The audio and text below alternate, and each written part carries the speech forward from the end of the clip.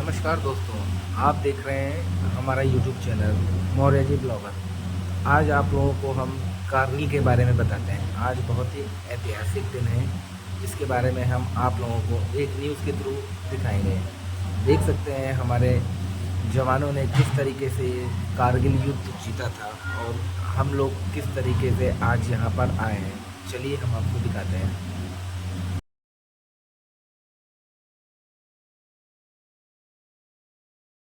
सीधी चेतावनी दी और कहा कि भारत लगातार आतंकवाद के खिलाफ जीत हासिल करता रहा है, मुंह की खिलाता रहा है पाकिस्तान को और आने वाले वक्त में भी पाकिस्तान को मुंह की खानी पड़ेगी।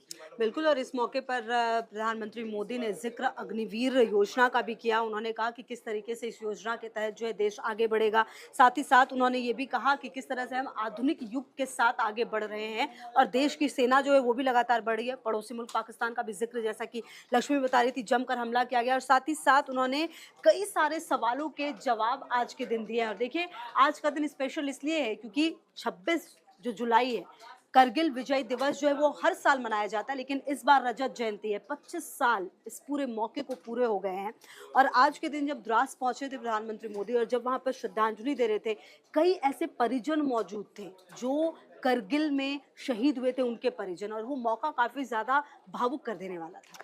निश्चित तौर पर अब देखिए ये समझना होगा कि आखिर 26 जुलाई इतना महत्वपूर्ण क्यों है, कारगिल युद्ध की पूरी कहानी क्या है, 84 दिन तक ये युद्ध चला था, कहां से इसकी शुरुआत हुई और कैसे इसका अंत हुआ। पाकिस्तान अपने सैनिकों के शव तक लेने नहीं आया था, लेकिन पूरे सम्मान के साथ उसके सैनिकों के शव का अंतिम संस्कार भारतीय सेना की ओर से किया गया था। ये हमारे भारत की संस्कृति है, ये हमारी सभ्यता है और ये हमारा पड़ोसी मुल्कों के लिए व्यवहार है। अब सवाल ये कि आखिर शुरुआत कैसे हुई, तो देखिए कुछ शब्दों में और कुछ तारीखों के साथ मैं आपको ये कहानी समझाना चाह रही हूँ। 3 मई का दिन था 1999 में, जब एक चरवाहा कुछ अपनी भेड़ों के साथ निकला। जब उसने दूरबीन से देखा तो हथियारबंद घुसपैठिए उसको कारगिल की चोटियों पर नजर आए और इसकी जानकारी उसी चरवाहे की ओर से वहां की सेना को दी गई थी। 3 तारीख यानी 3 मई 1999 को जानकारी दी गई थी और 5 मई 1999 को भारतीय सैनिक घुसपैठ वाले इलाके में गश्त करने के लिए पहुंचे। जब इसकी जानकारी हुई, इस दौरान वहां पर छुपे जो पाकिस्तानी सैनिक थे उनके साथ भारतीय सैनिकों की मुठभेड़ हुई, जिसमें 5 जवान भारत के शहीद हो गए थे। क्योंकि जो घुसपैठ थी वो पहले ये शायद जानकारी नहीं लग पाई कि पाकिस्तानी सैनिक है, उनको आतंकवादी समझा गया, लेकिन बाद में जब जानकारी मिली तो ये स्पष्ट हो गया। जो डॉक्यूमेंट्स बरामद हुए थे जिन लोगों ने घुसपैठ की थी उनके पास से इस बात से स्पष्टता क्लियर हुई कि ये पाकिस्तान की साजिश थी और पाकिस्तान की ओर से घुसपैठ हुई थी। बिल्कुल। अच्छा, देखिए, अब करगिल युद्ध का लगातार ज़िक्र हो रहा है, तारीखों का ज़िक्र हो रहा है, तो आप समझिए कि इसकी शुरुआत 1971 की बात जैसे आप करते हैं, भारत-पाकिस्तान के बीच हुए युद्ध से हुई और इस युद्ध के बाद जो पूर्वी पाकिस्तान एक स्वतंत्र देश के रूप में भी सामने आया था। और कहीं न कहीं जब आप और हम बात करते हैं करगिल की, तो ये समझना होगा कि कई ऐसे जो जवान हैं वो सामने आए, उनकी कहानी सामने आई और जो कि काफ़ी ज़्यादा इमोशनल भी कर देती है। विक्रम बत्रा, जिन पर की फ़िल्म बनी थी शेरशाह, उनको शेरशाह भी कहा जाता था। उनकी अगर आप पूरी स्टोरी सुने, समझे, तो बहुत ज़्यादा इमोशनल है ये पूरा मामला, क्योंकि जिस तरीके से पाकिस्तान ने घुसपैठ की थी, वापस से उस चीज़ को पाना, उस चोटी पर जाकर तिरंगा लहराना अपने आप में एक बहुत बड़ी चुनौती थी, जिसे भारतीय जवानों ने स्वीकार किया था उस ठंड में, उस मौके पर, जो ऊंचाई पर जाकर। तो इसीलिए ये दिन अपने आप में काफ़ी खास हो जाता है। निश्चित तौर पर ये अपने आप में बेहद खास हो जाता है। अब सवाल ये कि आखिर आधिकारिक तौर पर कारगिल युद्ध का ऐलान कब हुआ था, ये आप सभी जानना चाहेंगे।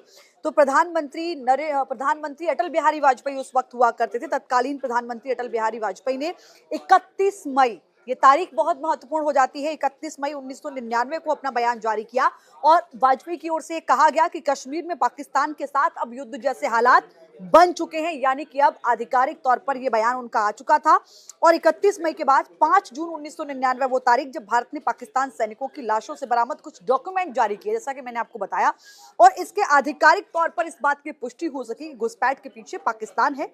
भारतीय सेना ने किस तरीके से पूरा ऑपरेशन चलाया और जो सैनिक थे पाकिस्तान की ओर से जो घुसपैठ कर रहे थे उनको मार गिराया गया था। इसके बाद अमेरिका की ओर से लगातार तत्कालीन जो राष्ट्रपति थे उस वक्त नवाज शरीफ पर इस बात का दबाव बनाया था कि जो घुसपैठ की गई है, जो सैनिक वहां पर हैं, उनको वापस बुलाया जाए।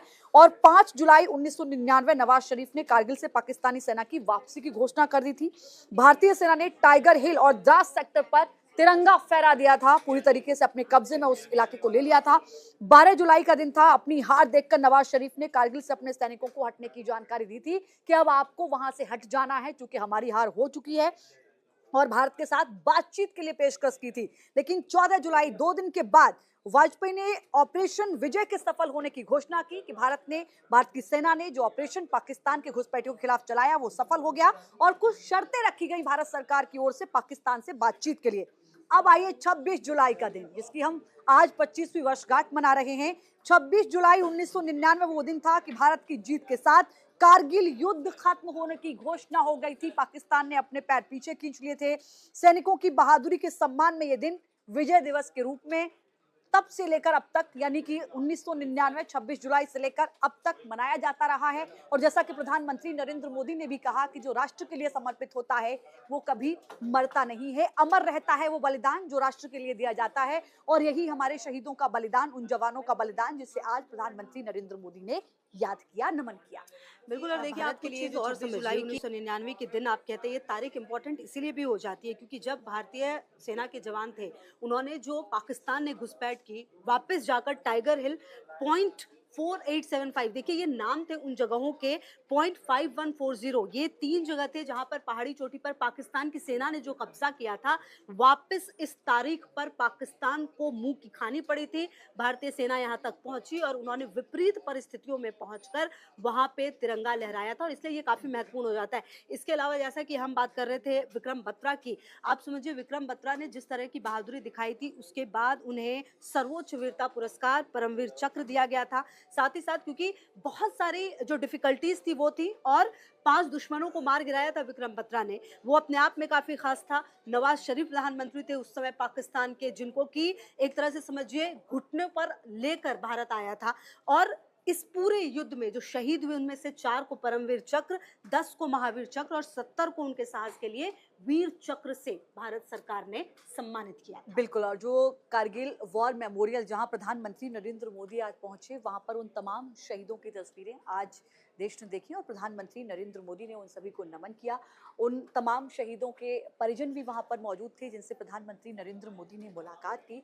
निश्चित तौर पर उनके लिए गम का दिन तो था ही, क्योंकि देखिए इस दिन जहां भारत ने जीत हासिल की तो कुछ परिजनों ने कुछ माँ बाप ने अपने बच्चों को खोया, बेटों को खोया, कुछ पत्नियों ने अपने पति को खोया, कुछ बच्चों ने अपने पिता को खोया। जो वहाँ शहीद हुए तो उनके परिजन, एक तरफ जहां मन में गम था तो आज गर्व भी हो रहा था कि आज देश उन्हीं की बदौलत 25वीं वर्षगांठ कारगिल युद्ध विजय दिवस के रूप में मना रहा है।